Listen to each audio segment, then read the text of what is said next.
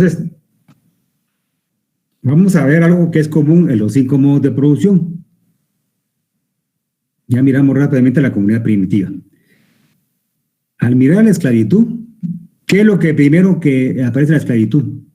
La propiedad. Y la propiedad es privada. Por primera vez aparece la propiedad privada y a la par de la propiedad privada aparecen las clases sociales antagónicas también por primera vez, es decir, el esclavo y el amo. Si usted mira y lee los 5 modos de producción, en la comunidad primitiva, lo primero que dice, que es comunal, no hay propiedad privada. Después dice que no hay clases sociales. Ok. También en la esclavitud dice que por primera vez aparece la propiedad privada y por primera vez aparece las clases sociales, esclavo y el amo. Si pasamos a la feudalismo, también, ¿qué es lo primero que mira? La propiedad privada se mantiene y las clases sociales antagónicas son el señor feudal y el siervo, ¿verdad? Y también, pues, en este caso, habla o menciona que la principal actividad en el feudalismo fue la agricultura. Llegamos al capitalismo y también se mantiene la propiedad privada y después de analizar la propiedad privada, se analiza cuál, las sociedades antagónicas, que es el obrero y el capitalista. Y empieza a describir el capitalismo tal como es, la primera vez que aparecen en la pequeña industria, pequeños talleres, ¿verdad? Y cuando llegamos al comunismo, también aclara, ¿verdad? Y dice que la propiedad es estatal, no existe propiedad privada en el comunismo, y que el Estado es el único empleador, y que también no hay clases sociales antagónicas, no hay clases sociales, eso lo dijimos que es también muy discutible. La corriente dice que no hay, ¿verdad? Pero si miramos en lo que pasó en Rusia, si miramos lo que pasó en China y en Cuba todavía, hay una clase social que sí se mantiene arriba de los demás, que es el Partido Comunista. Eso es algo que realmente ellos no lo reconocen. Dicen que ahí todos son iguales, ¿verdad? Pero la gente que vive en Cuba, la gente que vivió en Rusia y en China, pues la gente común se daba cuenta que la dirigencia vivía de una manera distinta a la del pueblo. Entonces, volviendo a economía política, se analiza primero la historia de la humanidad, es decir, los 5 modos de producción, ¿verdad? Después dice, ¿verdad? Es la ciencia que trata de desarrollo de las relaciones productivas, sociales, económicas entre los hombres, que estudia las leyes que rigen estas relaciones en las distintas etapas de desarrollo de la sociedad humana sobre la base de la forma de la propiedad de los medios de producción. Aquí hay un término que lo miramos el último de clase y que aparece en el esquema. Los medios de producción, jóvenes, ¿cuáles son? Les pregunto, a ver si captaron algo. Miren el esquema. ¿Cuáles son los medios de producción? El internet, los teléfonos, Perdón, compañera, pero ¿cómo se llama en el esquema? Medios de trabajo y objetos de trabajo. Exactamente, sí. Ahora miren, ¿por qué es importante eso? Miremos el capitalismo. ¿Cómo es eso en el capitalismo? Les pregunto, ¿cómo es? ¿Privado o público?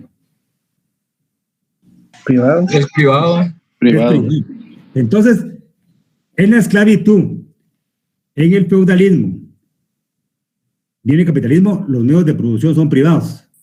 Es decir, son de los, en este caso, del amo, en el caso del señor feudal y en el caso del capitalista, el empresario. Entonces, los medios de producción se refiere a objetos de trabajo y medios de trabajo. La compañera tiene razón. ¿Qué se incluye ahí?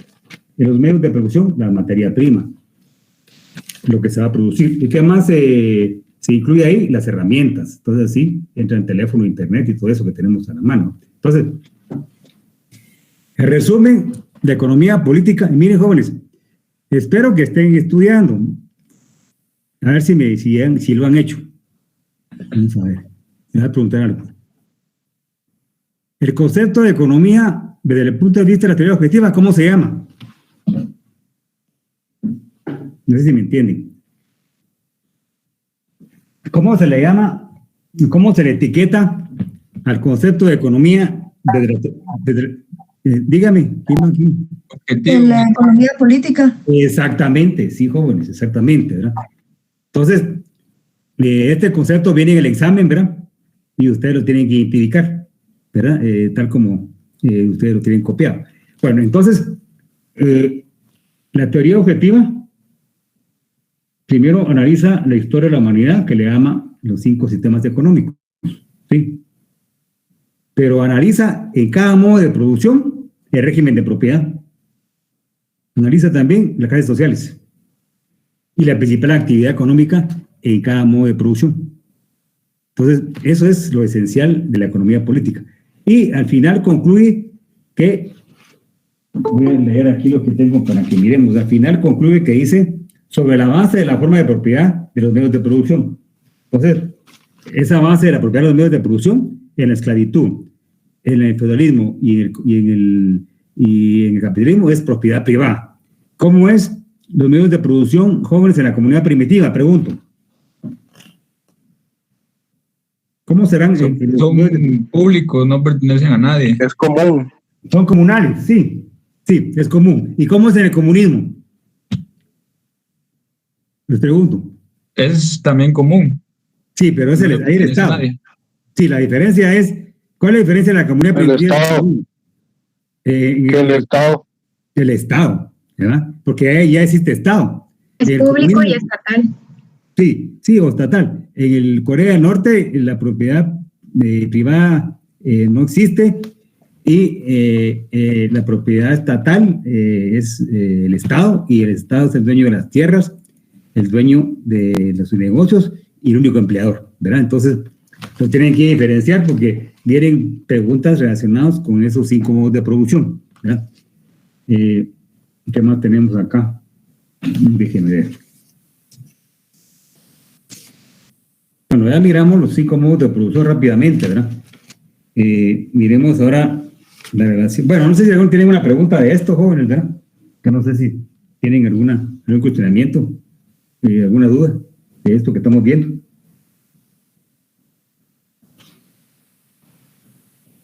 Disculpe, licenciado, ¿cuál fue? Dígame. ¿Quién va a hablar?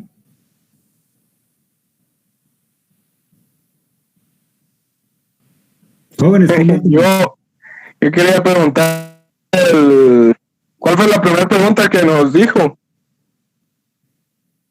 Yo no sé, ahorita yo no apunto nada, yo solo estoy preguntando, compañero, no recuerdo cuál fue la primera pregunta que les hice, no sé, la tal vez algún compañero me puede decir. Mire, jóvenes, ustedes tal vez no me creen, ¿verdad? Pero yo la clase, no es que la improvisar, sino que hay cosas que realmente, como preguntas que me salen de la mente, ¿verdad?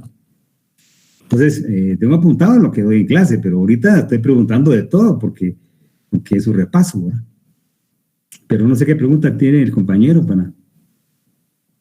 Yo tengo una pregunta. Dígame, don Diego.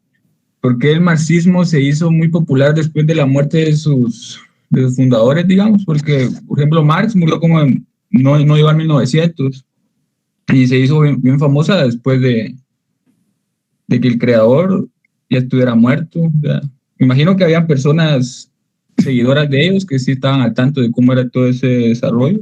Sí, yo pienso que fue porque se hizo famoso de él, porque cuando se aplicó el modelo comunista en Rusia, se le llamó modelo marxista-leninista, se le llamó modelo marxista-leninista, una combinación de la teoría de Marx y una combinación de la teoría de Lenin. Es decir, Lenin tomó las ideas de Marx para aplicar un modelo económico. Por eso es que se hizo famoso Carlos Marx, porque Lenin tomó de base el estudio del capital de Carlos Marx. Por eso es. Y miren, jóvenes, no sé si eso lo dije, ¿verdad? Pero estos asuntos de la teoría objetiva es una corriente que en las universidades privadas en Guatemala y en donde los empresarios la consideran nefasta. Es decir, lo que no aportó nada a la economía de Carlos Marx según ellos, ¿verdad? O sea, lo miran como un tipo fracasado, resentido. Y Sí. De hecho, fíjese que en Introducción al Derecho 1 nos vienen los temas parecidos y abarca más el tema sobre el capitalismo y más que todo el subjetivismo y la teoría, por ejemplo, la que hablamos nosotros aquí casi que no la abarca mucho esa materia. Sí, lo que pasa que recuerdes, Diego, que después de los exámenes ya entramos al capitalismo. Es decir, le vamos a entrar al capitalismo después de los exámenes hasta el examen final. La mayoría de nuestro contenido va a ser capitalismo, ¿verdad? Y solo esta parte es la teoría objetiva que estamos viendo. Entonces, les repito, jóvenes, que esto que estamos hablando, que es parte del examen, que es parte del contenido del curso, es un asunto... ¿Perdón? Nick Ernesto, Sí, buena tarde. Sí, Mariela. Le habla Mariela. Sí, dele. Ya publiqué su código para el examen. Ok. De acuerdo. Ya lo tienen ahí los muchachos en el chat. Solo vi Muchas una gracias. pregunta que decía que si era todo en minúscula. Y sí, así como está, así lo tienen que ingresar en Classroom, por favor.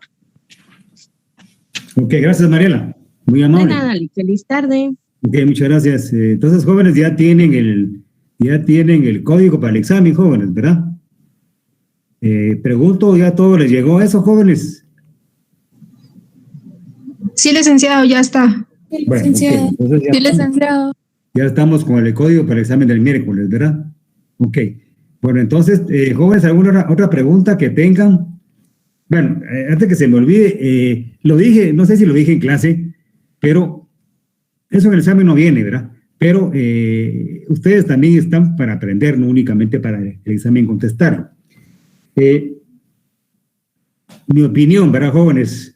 La teoría objetiva, su aporte al desarrollo de la humanidad, creo que fue y es que llama la atención al obrero que se organice y que le hable a sus compañeros para defender sus derechos. ¿Y cómo se llama eso, jóvenes? Se llama entonces, en el mundo actual, y que es legal en el capitalismo, el sindicalismo. En Guatemala eso lo miramos mal, lo miramos como nefasto, como que los dirigentes se aprovechan de eso, y es cierto, pero la figura del sindicalismo en el mundo es una figura que se aprovechan los trabajadores para organizarse y defender sus derechos. Entonces, jóvenes, si ustedes me dicen, mire, licenciado, pero teoría objetiva, ¿para qué? ¿Cuál es el aporte? Ese es el aporte, ¿verdad? De decirle al trabajador que se organice y que forme sindicatos para tener sus derechos, ¿verdad? Entonces, ese es el principal aporte de esa teoría. No sé si alguien quiere comentar algo de eso.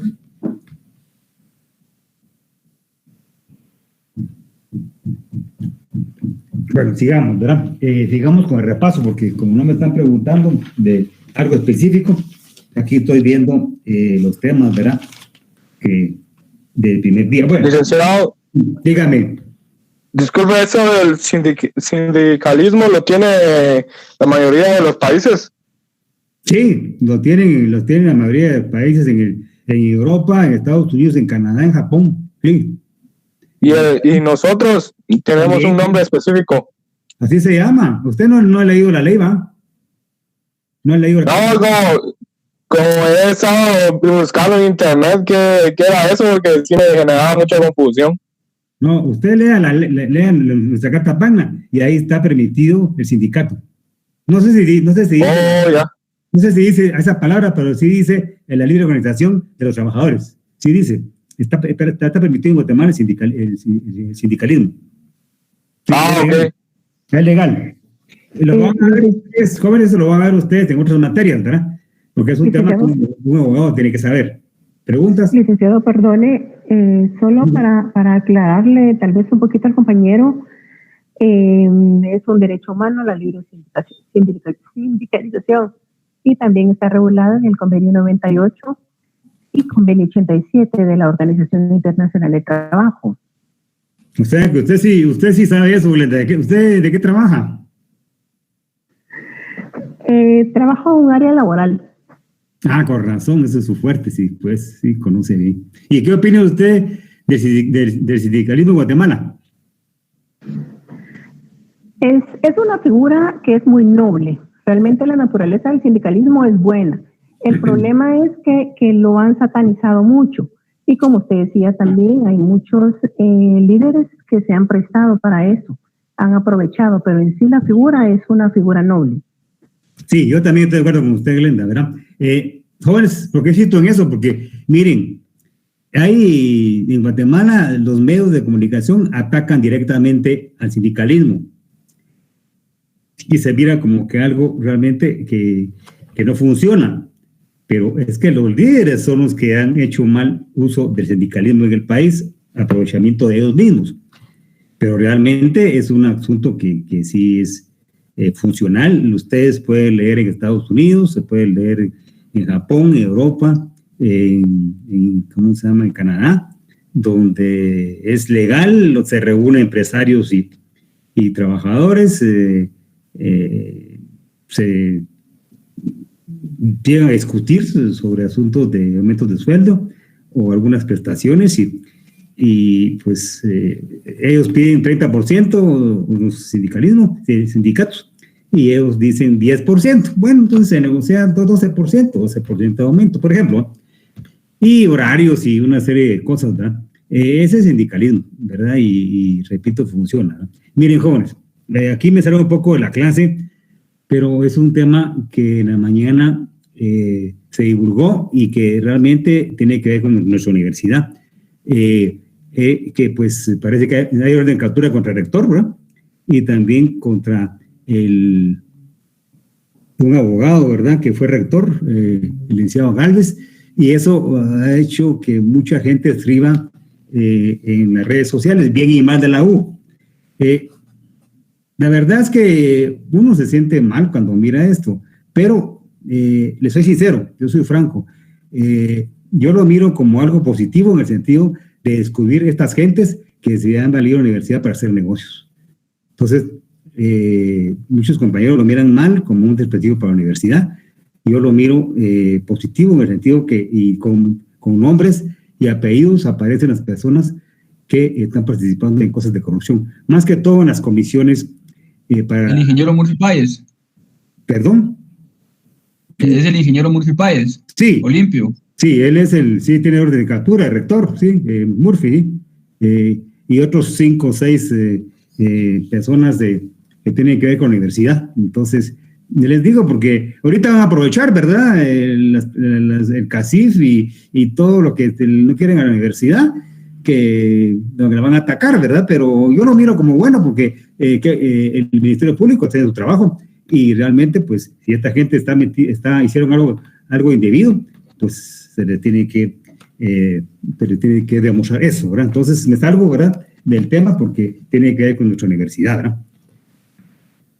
Sí, como dice el compañero aquí, Adolfo Paz, ya están, lo que se les acusa a ellos es que participan en las comisiones, porque así le dice la ley, ¿verdad? El rector participa en esas comisiones para nombrar un delegado en la CC, delegados para la Consejería General de Cuentas, delegados para, ¿qué más?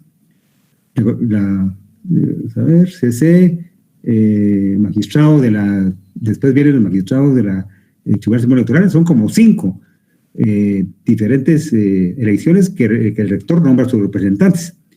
Y según la investigación, él estaba, ¿cómo se llama?, nombrando personas donde habían ido arreglos previos. Igual también en el asunto del Colegio de Abogados. El expresidente del Colegio de Abogados también fue conducido, ¿verdad?, en la mañana. Entonces, ustedes tienen que estar enterados de eso y creo que es bueno que lo sepan, porque no se trata de esconder las cosas, sino que verlos tal como son, ¿verdad? Y es algo, como les repito, del tema, pero no sé si lo vieron en redes sociales y en la tarde de noche lo van a seguir viendo, ¿verdad? Bueno, jóvenes, sigamos. Entonces, ¿qué más tenía aquí? Bueno, miremos relación de la economía con otras ciencias, ¿verdad? Tenemos la historia, sociología, derecho y también tenemos la política, ¿verdad? Ahí pues copiamos algo relacionado con la importancia de la historia, ¿verdad? Dijimos que estamos como estado con nuestra historia. Guatemala tiene una serie de problemas sociales que vienen desde la colonia, es decir que los gobiernos no han entrado los problemas de pobreza, de falta de educación o falta de salud, ¿verdad? O falta de oportunidad de trabajo. Eso, por eso es importante estudiar la historia, ¿verdad? Sociología también lo es, porque los movimientos sociales, llamadas revoluciones, llamadas reformas o migraciones, eso tiene que ver con la sociología y con las personas que están organizadas, ¿verdad? Con clases sociales, con las etnias o las capas sociales, ¿verdad? Y mencionamos en Guatemala dos cambios importantes, ¿verdad? En 1871, la reforma liberal de García Granados y Jutro Fino Barrios, que fue un pequeño avance, ¿verdad? Donde más fueron favorecidos los terratenientes. La segunda, el siglo pasado, 1944, sí fue importante porque participó el pueblo, una gran mayoría del pueblo, es decir, trabajadores, estudiantes, profesionales, pequeños empresarios y también algunos militares. Y el logro principal fue que se hizo, ¿cómo se llama? Se redactó una nueva Carta Magna donde aparece el derecho de los trabajadores, donde se le regresa la autonomía a la USAC, se le convoca elecciones y entonces Arevalo es el primer presidente de la época democrática. Él crea el ICS, ¿verdad? Se crea la Facultad de Humanidades de la San Carlos, se cambia el Código de Trabajo. O sea, fue un avance, ¿verdad? Y con Arbenz también, pero Arbenz tocó interés de Estados Unidos, ¿verdad? Con la United Company, y por eso fue el golpe de Estado. Entonces es importante la sociología analizar los cambios, revoluciones o reformas, ¿verdad? En derecho, pues también, ¿verdad? Porque nuestra Carta Magna es la que nos rige, ¿verdad? Lo que es el asunto de la economía, ¿verdad? Es decir, que le llamamos, escribimos, ¿verdad? Le llamamos en eso, le llamamos, déjenme ver, se me fue el nombre. Espérenme, jóvenes, es que estoy viendo aquí varios documentos, ¿verdad? Y entonces, en la parte del Banco de Guatemala, en la parte de la SAT, en la parte de finanzas públicas, ¿verdad?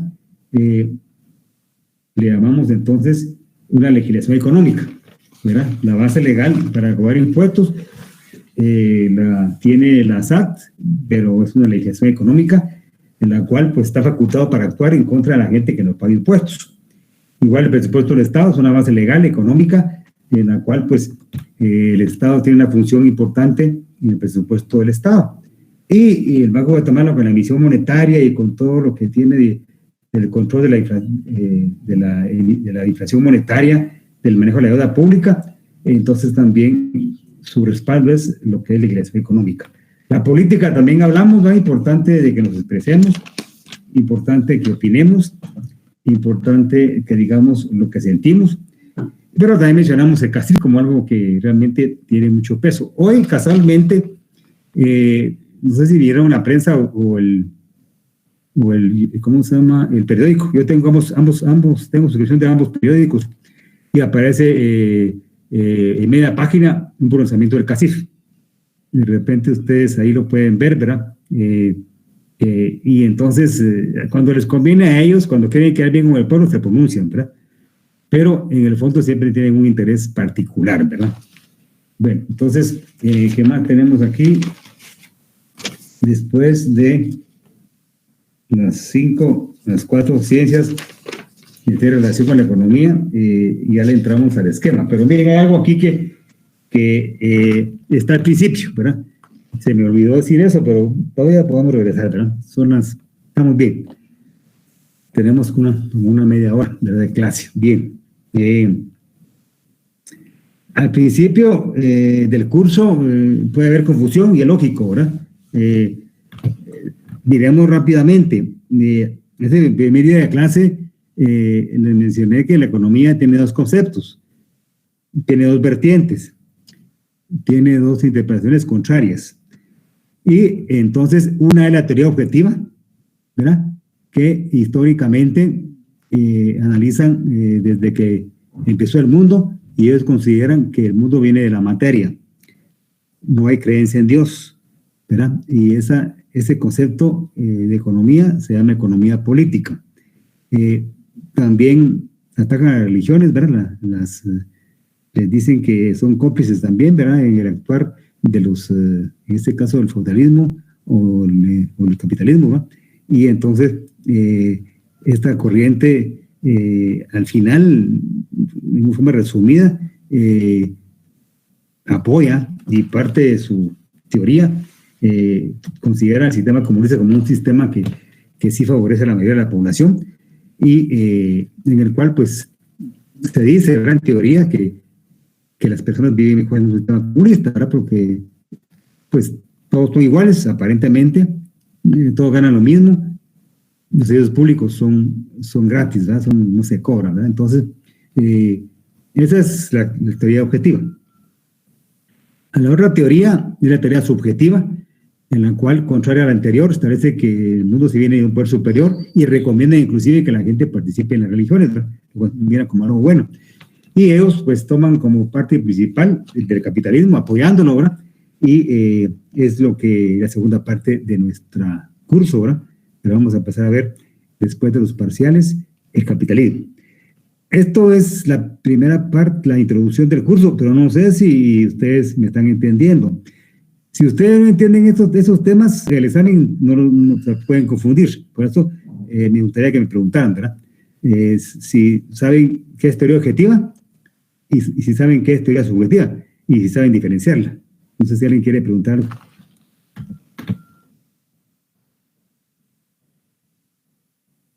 Licenciado, disculpe, yo sí quisiera que nos volviera a hablar un poquito de la teoría subjetiva.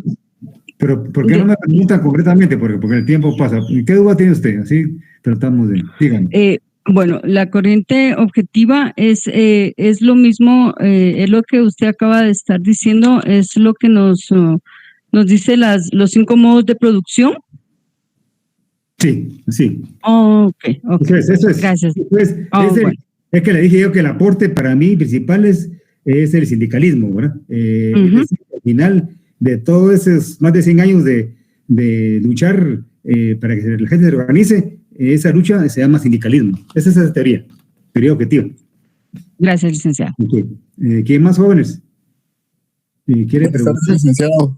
Yo tengo una duda. Fíjese que yo estaba viendo lo de las ciencias que se relacionan con la economía. ¿Eso que usted nos dictó está bajo la influencia de la subjetiva o la objetiva?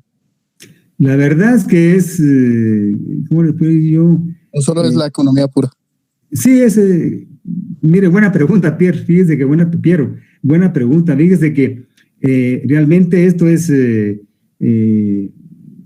no es probablemente ni objetivo ni subjetivo, sino que es realmente la relación que tiene con... Vamos a ver, déjeme ver, estoy pensando bien. Sí, es objetiva.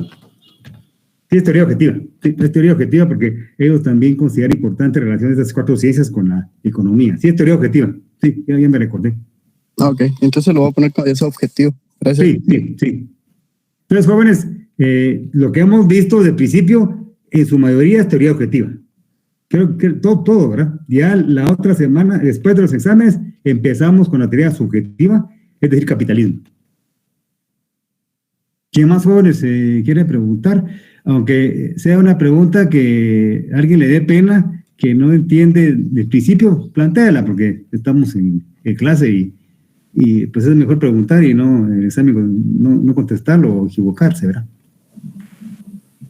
No sé si alguien quiere opinar. Cuando dice dígame. Es Licenciado. La corriente objetiva, ¿no?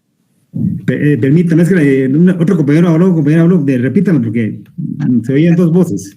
Como dicen lo de la corriente objetiva y la teoría objetiva, sí, son las mismas, ¿no? Miren, compañeros, que no lo digo bien. Repítame la pregunta. No, como que, bueno, repítame la pregunta, vamos a ver. Despacio. Como muchas veces usan como para decir corriente objetiva a la teoría objetiva. Es lo mismo. Es lo mismo. Ah, ya, gracias. Es lo mismo. En el examen vienen ambos términos, y es lo mismo. La corriente, la teoría objetiva o subjetiva, se le puede llamar corriente o se le puede llamar teoría, es lo mismo. ¿Verdad? Esos términos son sinónimos. ¿Qué más, jóvenes, quiere preguntar, comentar? Quisiera ampliar sobre las características de la teoría objetiva, licenciado, si fuera tan fino. Está en el primer día de clase, pero creo que nos contó que no pudo presentarse en los primeros días de clase. Bueno, la teoría objetiva, primero, si quiero la apunta, compañero, porque es importante. La teoría objetiva plantea que el mundo viene de la materia.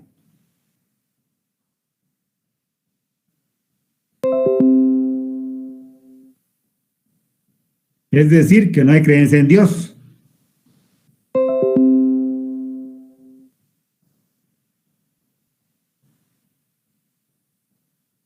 Y considera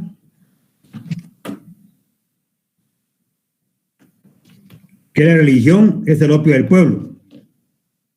Es decir, lo adormece.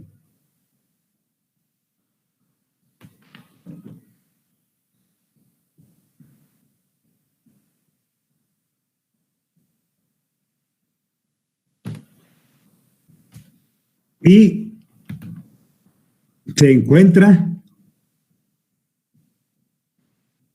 plasmada como sistema económico en el comunismo.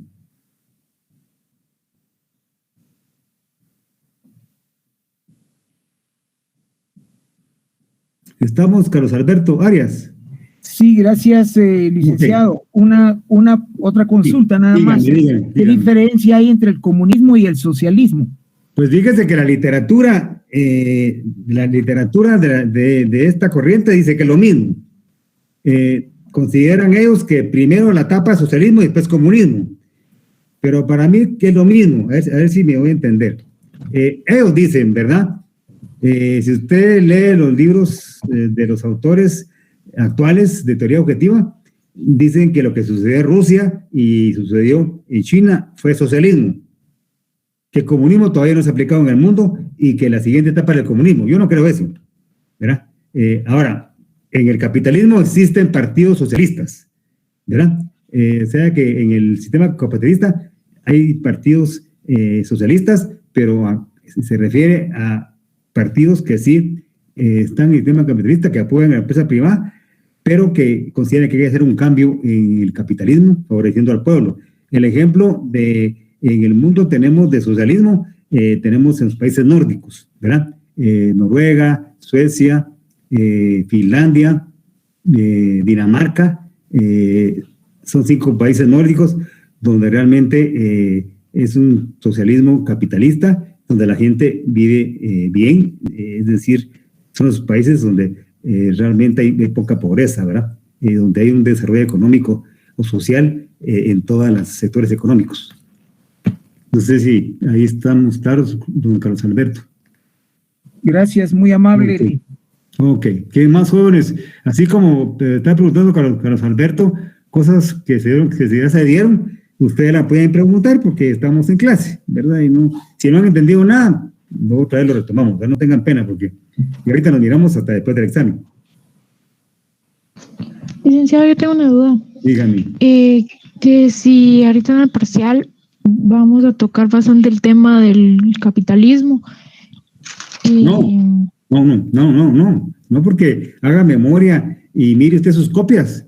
No hemos visto, el capitalismo lo miramos como modo de producción, pero de ahí todo lo que ha sido, lo que hemos visto es teoría objetiva.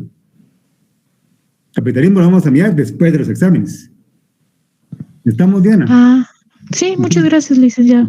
Ok, está bien. Pregunten, jóvenes, ¿verdad? Pueden preguntar cualquier asunto. Licenciado. Dígame. Entonces, como hemos visto solo, ¿cómo se dice? Solo lo que es el socialismo, ¿no? No socialismo, se da la teoría objetiva. Ajá, es la teoría objetiva. Es la teoría objetiva. Ya después del parcial, repito, miramos la teoría subjetiva, que es capitalismo. Bueno, muchas gracias, licenciado. La estructura y la superestructura, ¿hay alguien escribió algo? Sí, todo ese esquema de la superestructura es un esquema de la teoría objetiva. Sí, todo ese esquema que miramos en los últimos 3 días de clase es puramente teoría objetiva, perdón. ¿Quién más jóvenes quiere preguntar? Vamos a ver aquí en las copias que tengo si hay algo que... Bueno, el esquema ya lo miramos, pero no sé si tienen alguna pregunta del esquema. Si quieren, miremos el esquema otra vez rápidamente. Recordémonos que el esquema que miramos en clase, que tiene un nombre a jóvenes, ¿verdad? Que le llamamos formación económica social, plantea que, la teoría objetiva plantea de que primero hay que analizar el aspecto social en un país. Hay que estudiar la estructura de la sociedad. Eso se llama superestructura, ¿verdad? Entonces, antes de entrar al problema de economía, antes de conocer la actividad económica, primero hay que conocer en profundidad cómo está conformada la sociedad, y eso se llama superestructura, ¿verdad? Entonces, eso lo miramos hace 2 o 3 periodos, ¿verdad?, de clase. Y partimos de la conciencia social, ¿verdad?, y después de las relaciones sociales no económicas, ¿verdad? Dijimos que la conciencia social es la vida espiritual, es el interior de una persona, y está, pues, digamos, para no repetir lo que ustedes copiaron, pues es los sueños, las metas y todo lo que está muy adentro del ser humano. Hay un asunto que a veces, pues, alguien puede estar en contra de eso, ¿verdad? Pero como conocimiento, ¿verdad? Esta corriente considera, ¿verdad?, en este tema de conciencia social, sí considera que existe el espíritu del hombre. Pero hay personas que dicen que el espíritu es puramente el alma y que el espíritu es algo de Dios. Yo no sé qué piensan ustedes. ¿Habrá espíritu en una persona sin pensar en Dios? No sé si me están entendiendo. No es tema del examen, eso es solo para ver qué opinan ustedes, porque hay gente que, insisto, que dice que el espíritu es puramente un tema religioso y es un tema del alma. Pero esta corriente dice que el espíritu es el interior de las personas y no tiene que ver nada con el alma, sino que tiene que ver sus sentimientos, su forma de pensar, sus sueños y sus realidades que tiene muy interior, ¿verdad? Eso dice la corriente objetiva. Yo conocí a alguien que decía que el espíritu era totalmente distinto al alma. ¿Usted qué piensa? ¿Usted piensa que el espíritu es el alma? Yo pienso que hasta la hora que me voy a morir lo voy a averiguar, porque no se sabe. No se sabe, la verdad.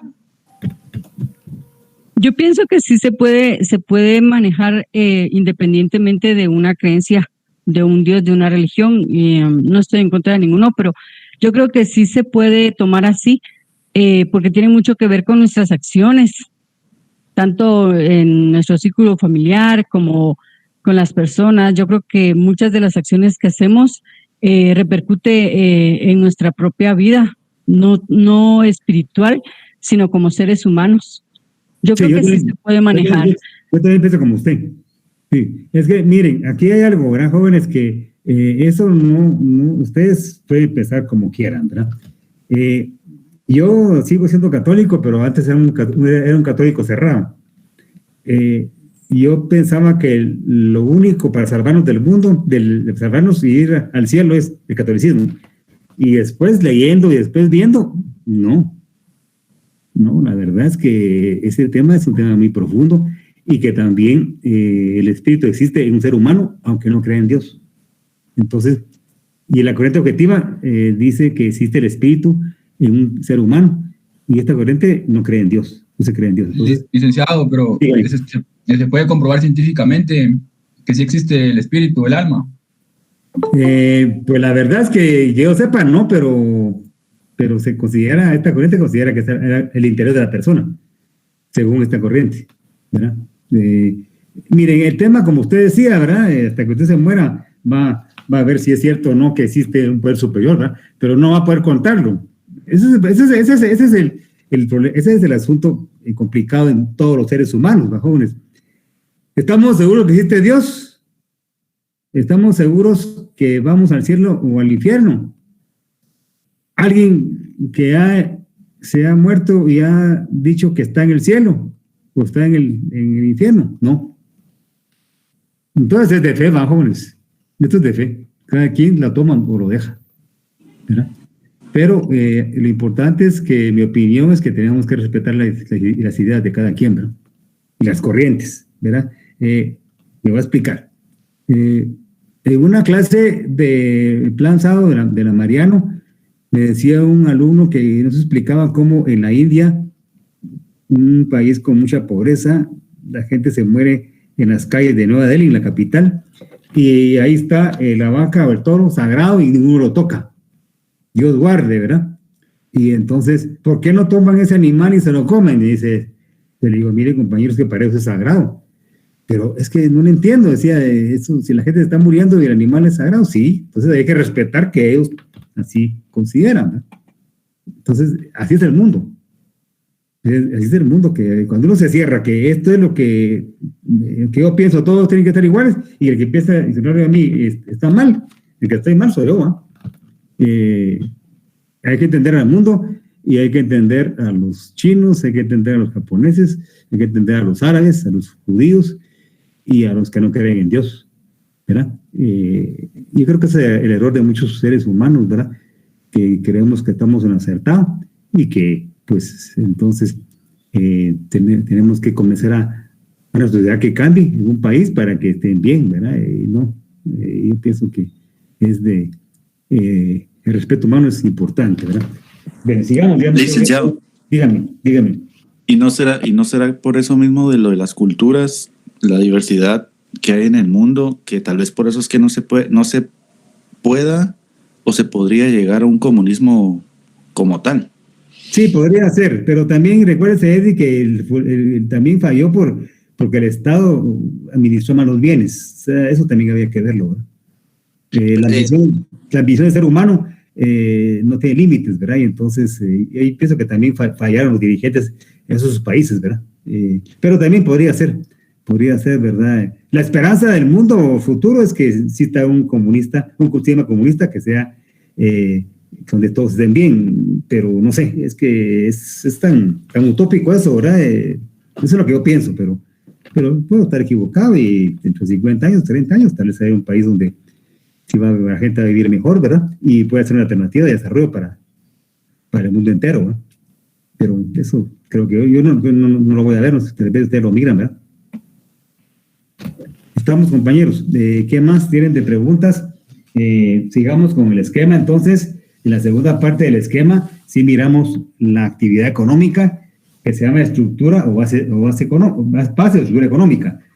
Y en esta división tenemos relaciones sociales de producción, donde dijimos que son relaciones que se establecen entre el empresario, el gerente, los trabajadores, los distribuidores, los almacenadores, los transportistas, hasta que el bien llega a manos del consumidor, todo lo que participa en la actividad económica, pero también distribución, almacenaje y transporte, todos son parte de las relaciones sociales de producción. Y ahí aparecen fuerzas productivas, y ahí aparece un esquema donde la esencial es la fuerza de trabajo. Eso lo dijimos en clase, y la razón de hacer esta corriente es la fuerza de trabajo, que dijimos que es la actividad que realiza un obrero, ¿verdad? La suma de las fuerzas físicas e intelectuales que emplea el hombre en la jornada de trabajo. Y menciona como algo que ustedes lo subrayaron, porque ya se los dije, ¿verdad? Que el hombre fue y será la principal figura de la producción. Ellos consideran que lo importante en una empresa son los obreros, es la fuerza de trabajo, no es el empresario, ¿verdad? Entonces, eso es importante como énfasis, ¿verdad?, en esta corriente. Y entonces se suma a lo que les digo yo, ¿verdad?, que el aporte a la humanidad de esta corriente es el sindicalismo, ¿verdad?, como un asunto que realmente en el mundo funciona. Si usted va a una universidad privada, le van a decir que no, le van a decir que el sindicalismo es comunismo, pero es mentira, porque en Guatemala el sindicalismo está permitido y no estamos en comunismo. En Estados Unidos está permitido el sindicalismo y allá no hay comunismo. Entonces, hay gente que esto lo relaciona con el comunismo, y el comunismo es un sistema económico, pues, distinto al capitalismo. Entonces, importante esto, ¿verdad? En los medios de producción, le dijimos objetos de trabajo, medio de trabajo. Los objetos es lo que es la materia prima, los bienes que se van a destinar a producir, también son parte del objeto de trabajo. Los medios de trabajo es las herramientas, los insumos, las herramientas, los materiales que son necesarios para producir un bien o servicio. Y mencionamos pues que entraría ahí, ¿verdad? El internet, teléfonos celulares, computadoras y todo lo que es avances del mundo, ¿verdad? Los robots y también la inteligencia artificial, ¿verdad? Como parte importante. Jóvenes, esto es lo que resumen así rápidamente el contenido del examen. ¿Alguna pregunta, jóvenes, o comentario de estos temas? Yo me equivoqué, es 3:15, 3:30 terminamos la clase. Me falta un montón. Damos siempre 1:15 de clase, ¿verdad? Y llevamos 3:07. Todavía quedan más de 20 minutos de clase. Entonces pueden seguir preguntando o comentar algo, ¿verdad? Disculpe, licenciado. Dígame. Algo así como preguntando, tal vez un poco fuera del tema ahorita, pero ¿qué sistema está usando Singapur? Capitalista. Ah, ya. Sí. ¿Y por qué aquí con nosotros no funciona tan bien como a ellos?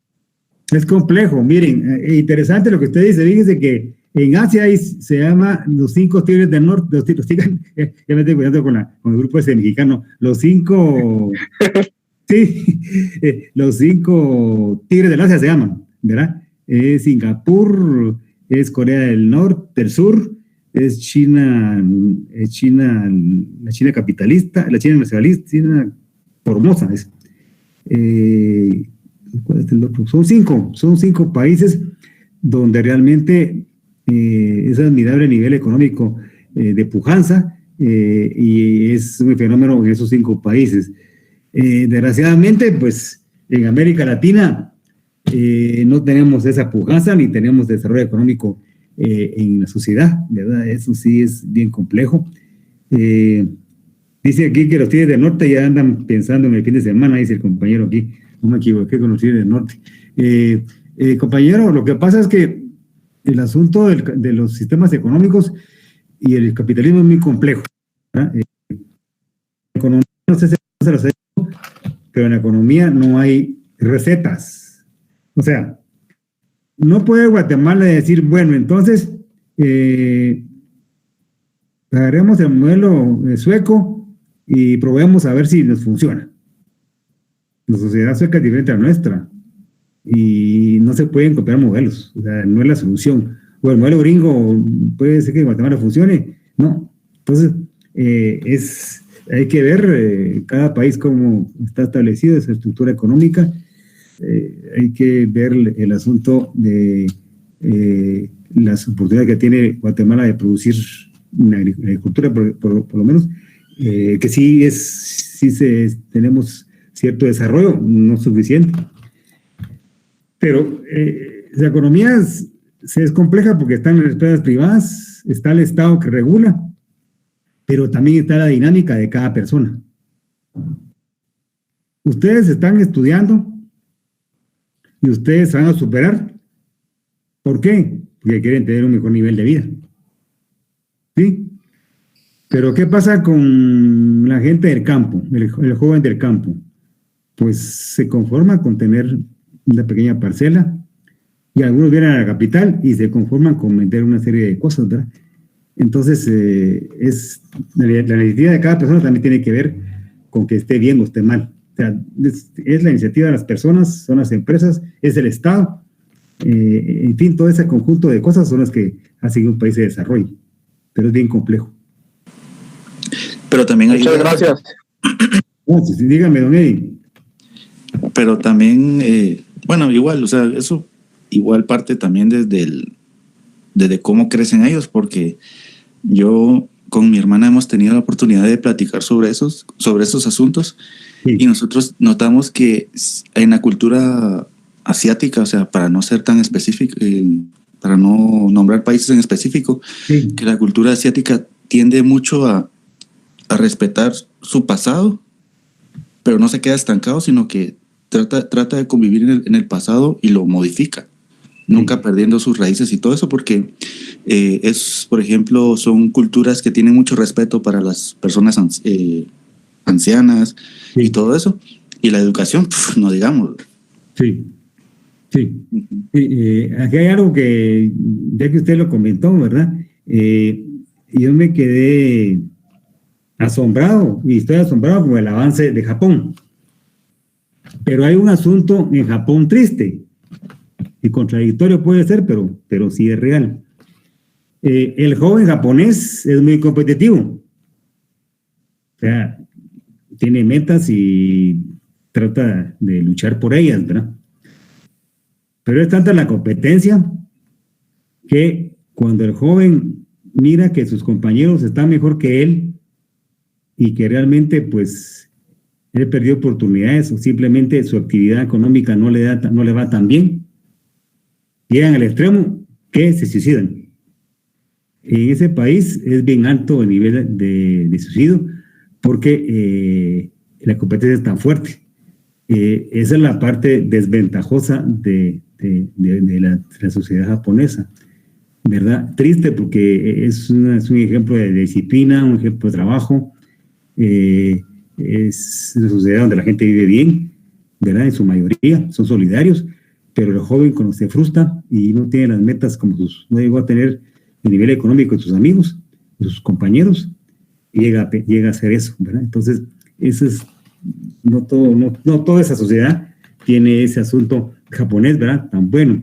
Ellos son muy trabajadores, eso es excelente. Se les va la mano con el trabajo.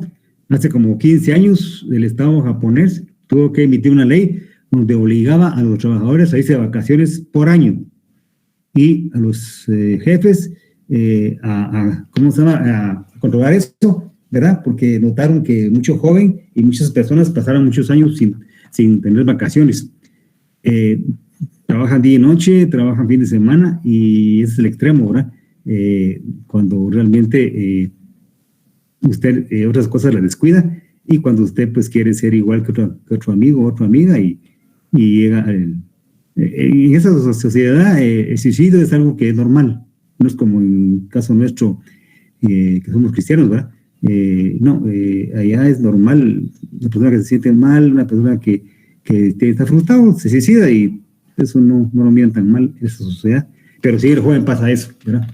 ¿Quién más jóvenes quiere comentar o preguntar? Había una dama ahí que quería preguntar, pero no sé si ya se fue o se quedó. ¿O alguien más que quiera cuestionar?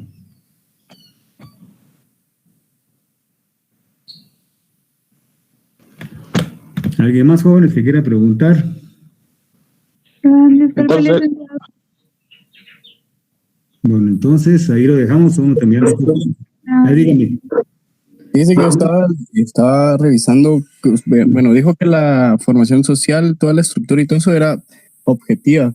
Sí. Pero ¿será que en las fuerzas productivas puede también existir la subjetiva? ¿En la fuerza de trabajo? Es que fíjese que el esquema que di en la teoría, que di, es parecido al esquema que vamos a ver en el capitalismo. Pero no se lo voy a dar ahorita para que no se confundan. Pero es un esquema parecido, ¿verdad? En el sentido de tomar en cuenta ¿cómo se llama? La teología, la combinación de eficiencia entre el trabajador y el empresario. Entonces, pero el esquema y la parte capitalista mejor la oí después para que no haya confusión entre el capitalismo y parece. Yo quería comentar algo, que por qué el capitalismo solo le favorece a los capitalistas, que serían los grandes empresarios, y al obrero no le favorece. O sea, mayormente en todos los países es así, ¿va? Sí, pero si hay países, o sea, ahí tiene mi opinión, ¿verdad? Hay esperanza, siento yo, hay esperanza que el mundo esté mejor, aplicando modelos económicos o tratando de combinar lo que es eficiencia con trabajo de los obreros, ¿verdad? De los trabajadores. Tenemos, en América sí tenemos, tristemente, no tenemos un ejemplo de ¿cómo se llama?, desarrollo económico, ¿verdad? No hay ningún país desarrollado en América Latina. Pero sí, sigo con la esperanza de esos países escandinavos que estemos mejor en el mundo. Es difícil, te voy a decir por qué. En esos países que he mencionado, los 5 países nórdicos, el ICR es 50% para arriba, lo que se paga la gente por ICR. En América, si alguien aplica eso, lo votan, ¿verdad?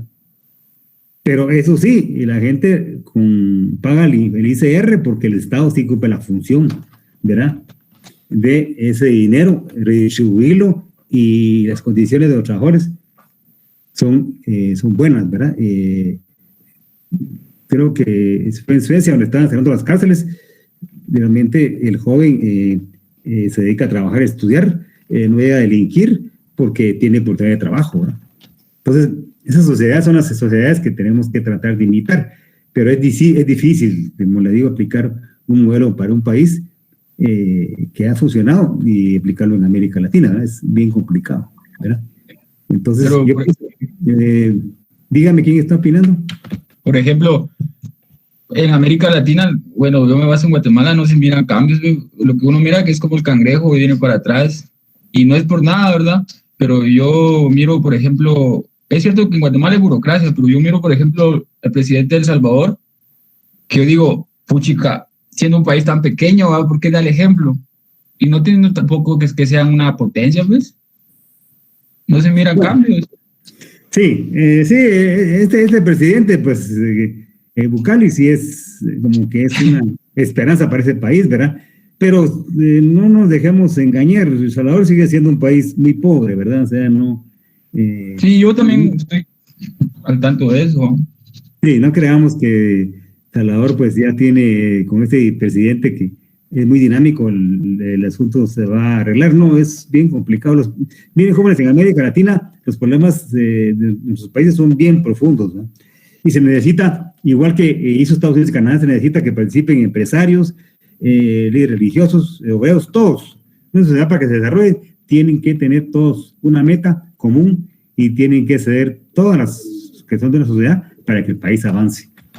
Acuerdos. Y aquí en Guatemala y Centroamérica y América Latina no hay acuerdos. Mientras no hay acuerdos, es difícil que salgamos adelante, ¿verdad? Es bien complicado, ¿verdad? Es bien profundo los temas de cada país, ¿verdad? ¿Y será que influirá bastante la forma de trabajar de este señor, sabiendo que él tiene tendencia izquierdista? Tal vez su forma de trabajar sea más tirada a ese lado y esté funcionando. Lo que pasa es que el tipo es muy listo, ¿verdad?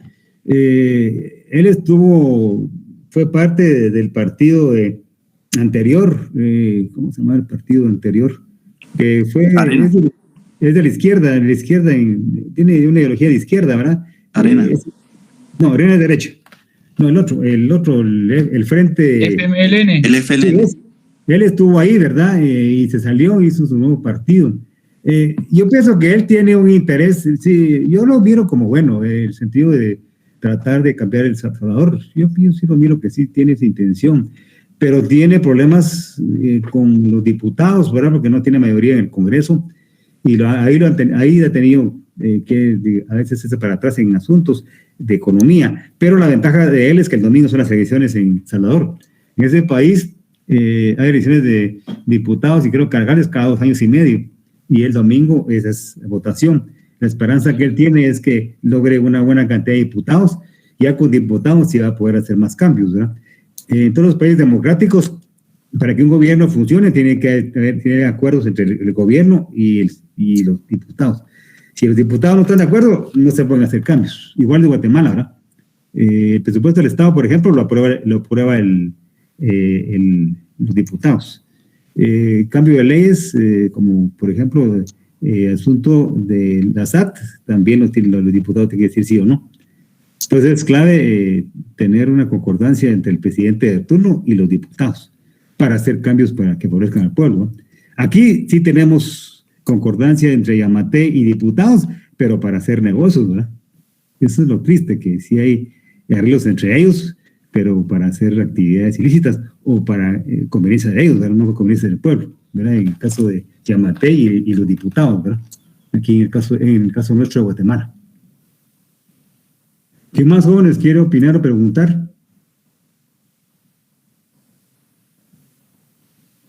Dice don Eduardo que si hay avance en los sistemas económicos. Ha habido avance, pero es un avance precario, ¿verdad? Entre cada uno de ellos. Dígame. Yo tengo una duda con los canales de producción. ¿Se podría decir que es lo mismo que relaciones de producción, pero desde el punto de vista capitalista? Así se llaman canales de distribución, se llaman lo que es la producción, distribución, almacenaje, todos así se llaman, ¿verdad? Canales de distribución, pero se llaman en el capitalismo. Sí, en el esquema que nosotros hicimos de la teoría objetiva, se llama relaciones económicas, voy a ver mejor el esquema, se llama relaciones sociales de producción. Lo que usted está diciendo se llama en el esquema de relaciones sociales de producción. No sé si me está entendiendo. Licenciado, gracias. Ok. ¿Qué más jóvenes quiere preguntar o comentar? ¿A qué hora va a ser su examen el día miércoles? Al igual, todos son a las 6. A las 3. A las 6. Perdón, es que ustedes son de la noche, la tarde. Sí, a las 3 es. Sí, perdón. Es 3 de la tarde. Sí, ok. Esa es la hora. El día miércoles. Licenciado, ¿alguna recomendación que tenga para la realización del formulario de evaluación? Pregunto esto porque ayer yo quise leer el examen primero y no me di cuenta que no podía regresar algunas preguntas.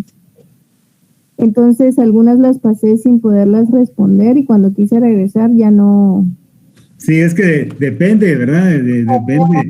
Bueno, yo no sabía que así era la estructura, entonces. ¿El de ayer fue en Moodle o fue en Classroom? Fue en Moodle y fue el de comunicación, pero sí. No sabía, bueno, yo no sabía, no sé si solo a mí me pasó. Sí, yo creo que ese es el problema que tienen los sistemas de los exámenes en virtuales, que uno no puede regresar a la pregunta anterior y revisar. Sí, eso sí es problema, ¿verdad? No es como el presencial, que uno puede contestar rápidamente lo que uno le tiene en mente y después regresar a los temas, ¿verdad? Eso sí es un problema en los exámenes virtuales, ¿verdad? ¿Qué más jóvenes quiere preguntar, comentar? Licenciado, yo tengo una pregunta. Dígame. El último día nos dio un ejemplo de relaciones sociales de producción refiriéndose a apoyo campero.